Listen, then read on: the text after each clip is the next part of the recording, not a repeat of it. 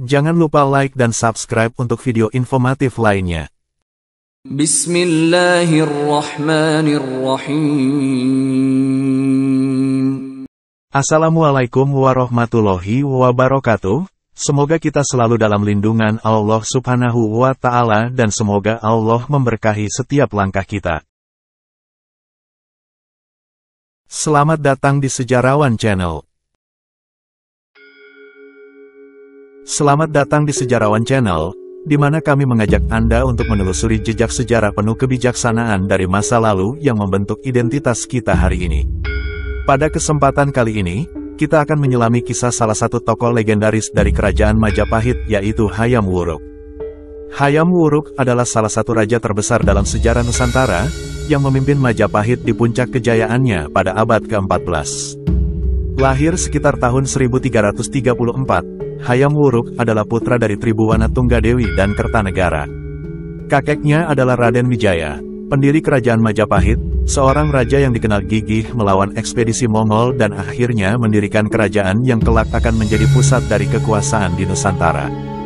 Garis keturunan ini menempatkan Hayam Wuruk sebagai penerus utama, dengan harapan tinggi bahwa ia akan mampu melanjutkan kejayaan yang telah dibangun oleh para pendahulunya. Sejak kecil, Hayam Wuruk telah dididik dalam lingkungan istana yang penuh dengan ketatnya aturan dan disiplin. Seperti anak bangsawan pada zamannya, ia belajar berbagai ilmu yang diperlukan untuk seorang calon raja, seni perang, diplomasi, tata negara, serta pemahaman mendalam mengenai kepercayaan dan budaya Jawa kuno. Pendidikannya tidak hanya berlangsung di lingkungan keraton, tetapi juga melibatkan tokoh-tokoh terkemuka yang diundang untuk mendidiknya. Salah satu tokoh yang paling berpengaruh dalam kehidupan Hayam Wuruk adalah Gajah Mada, seorang mahapati dengan ambisi besar untuk menyatukan Nusantara di bawah panji Majapahit. Gajah Mada memiliki tekad yang kuat, terbukti melalui sumpahnya yang terkenal, Sumpah Palapa, di mana ia berjanji tidak akan menikmati palapa atau kesenangan dunia sebelum berhasil menyatukan seluruh wilayah Nusantara di bawah satu kekuasaan. Semangat dan ambisi Gajah Mada ini memberikan inspirasi besar pada diri Hayam Wuruk muda. Pada usia yang masih sangat belia, Hayam Wuruk dinobatkan sebagai raja menggantikan ibunya, Tribhuwana Tunggadewi. Penobatannya sebagai raja pada usia muda tidak lantas menjadi penghalang bagi kemajuan Kerajaan Majapahit. Bersama Gajah Mada yang menjadi pendamping setianya, Hayam Wuruk mulai memimpin kerajaan dengan penuh percaya diri.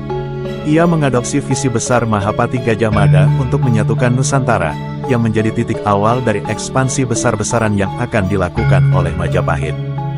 Dengan Gajah Mada sebagai tangan kanannya, Hayam Wuruk menggerakkan Majapahit untuk menaklukkan berbagai wilayah dan membangun aliansi politik yang kuat. Bali, Lombok, Sumatera, dan Kalimantan, semuanya berada di bawah pengaruh Majapahit melalui penaklukan militer atau melalui hubungan diplomatik yang strategis. Majapahit di bawah Hayam Wuruk dan Gajah Mada menjadi kekuatan yang ditakuti di seluruh Nusantara, bahkan berpengaruh hingga ke Semenanjung Malaya dan beberapa wilayah Asia Tenggara lainnya. Tidak hanya unggul dalam militer, Hayam Wuruk juga memperkuat diplomasi dengan kerajaan-kerajaan lain yang ada di wilayah tersebut. Diplomasi ini tidak hanya sekadar mempertahankan hubungan baik, tetapi juga memastikan bahwa tidak ada kekuatan besar lainnya yang dapat mengancam stabilitas dan dominasi Majapahit di wilayah tersebut. Melalui catatan sejarah seperti Nagara Kertagama, yang ditulis oleh Empu Prapanca, kita dapat melihat gambaran Majapahit pada masa ini yang penuh dengan kemakmuran, kekuatan, dan kebesaran. Selain memimpin ekspansi militer, Hayam Wuruk juga memperhatikan perkembangan kebudayaan, ekonomi, dan kehidupan sosial rakyatnya.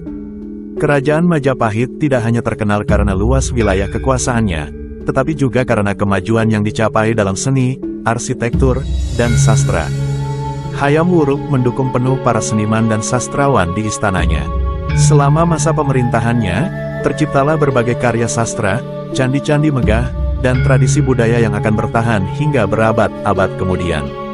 Salah satu warisan terbesar dari masa kejayaan ini adalah karya sastra Nagara Kertagama, yang mendokumentasikan kondisi Majapahit pada saat itu, termasuk berbagai wilayah yang berada di bawah pengaruhnya, sistem pemerintahan, dan tata cara kehidupan di kerajaan.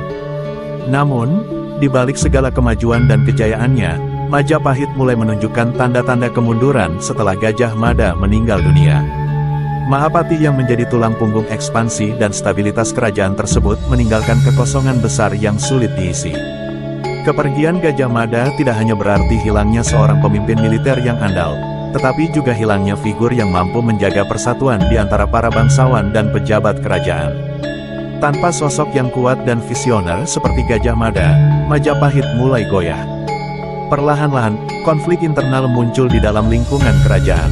Para bangsawan dan keluarga kerajaan mulai terlibat dalam perebutan kekuasaan, yang menyebabkan ketidakstabilan di dalam istana. Kehidupan Hayam Wuruk pun berakhir pada tahun 1389, meninggalkan kerajaan Majapahit dalam kondisi yang rentan. Kematian Hayam Wuruk memperparah kondisi Majapahit, yang sudah mulai melemah akibat konflik internal dan perpecahan di antara para penerusnya.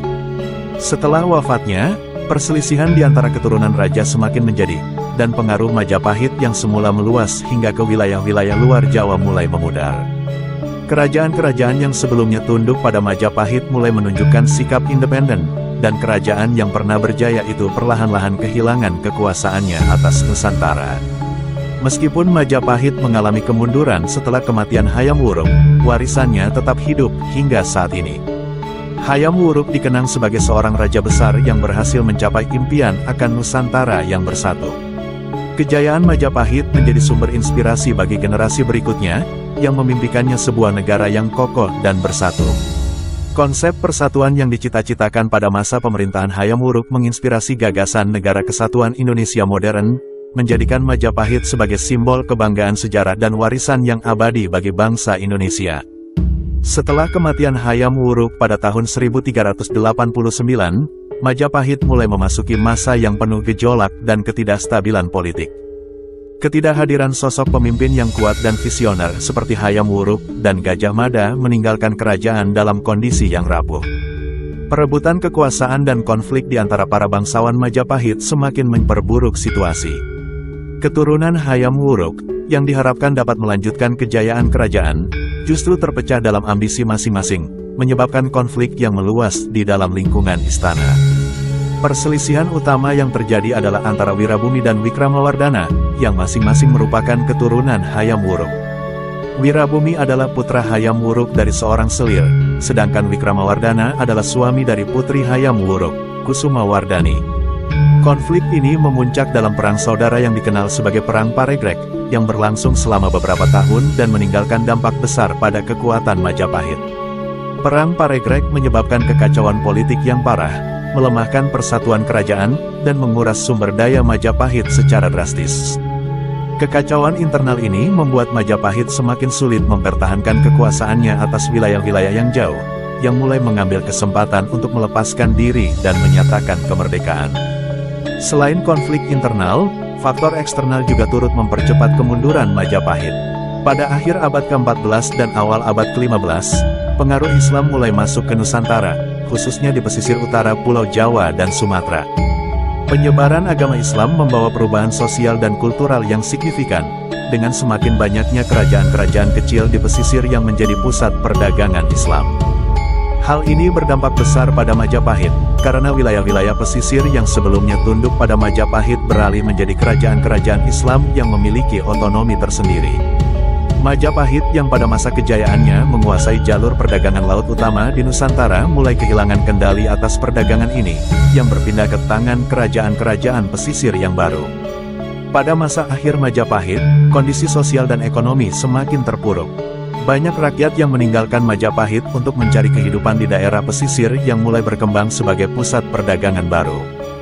Di sisi lain, ketidakmampuan kerajaan untuk mengendalikan wilayah-wilayah di luar Jawa menyebabkan hilangnya sumber pendapatan dan pemasukan pajak.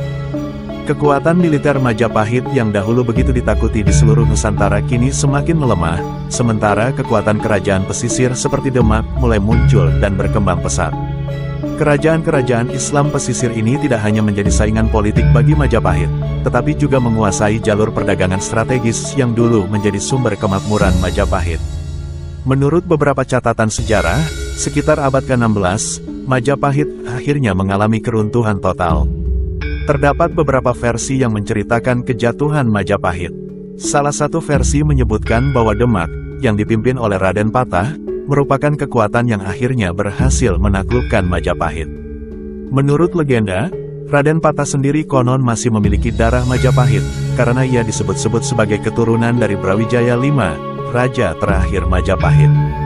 Kehadiran kerajaan Demak yang berlandaskan agama Islam dan didukung oleh masyarakat pesisir yang berpengaruh di perdagangan mengukuhkan posisinya sebagai kekuatan baru di Nusantara dan menjadi pengganti dari kekuasaan Majapahit di Jawa. Meski Majapahit akhirnya runtuh dan ditelan zaman, warisan budayanya tidak hilang begitu saja. Pengaruh Majapahit tetap terlihat dalam budaya, adat istiadat, bahasa, dan seni arsitektur di Jawa. Banyak candi, prasasti, dan karya sastra dari masa Majapahit yang masih terjaga hingga kini, menjadi saksi bisu kejayaan Majapahit di masa lampau. Selain itu, gagasan Persatuan Nusantara yang telah dirintis oleh Gajah Mada dan dilanjutkan oleh Hayam Wuruk memberikan inspirasi bagi konsep kebangsaan Indonesia modern. Majapahit dan cita-cita persatuannya tetap hidup dalam ingatan kolektif bangsa Indonesia, yang menjadikannya simbol kebesaran dan kebanggaan bangsa. Peninggalan Majapahit yang masih ada, seperti Candi Tikus, Candi Brahu, dan situs Trowulan, memberikan bukti fisik tentang kebudayaan dan kemajuan arsitektur Majapahit yang luar biasa. Banyak sejarawan Indonesia yang terus melakukan penelitian untuk memahami lebih dalam tentang struktur pemerintahan, kebijakan ekonomi, dan kehidupan sosial masyarakat Majapahit. Kesusastraan yang berkembang pesat pada masa itu, termasuk karya-karya besar seperti Nagarakretagama, Sutasoma, dan Arjuna Wijaya, menunjukkan kecintaan masyarakat Majapahit pada ilmu pengetahuan dan budaya yang tinggi.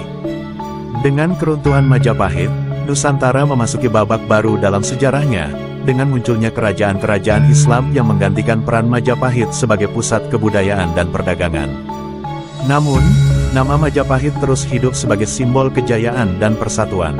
Kekuatan dan pengaruh Hayam Wuruk serta visi besarnya dalam menyatukan Nusantara menjadi warisan yang tidak tergantikan, menjadi cikal bakal semangat persatuan yang kemudian diwujudkan dalam semboyan Bhinneka Tunggal Ika, yang diambil dari karya sastra Empu Tantular di masa Majapahit, sebagai simbol persatuan dalam keberagaman bagi bangsa Indonesia.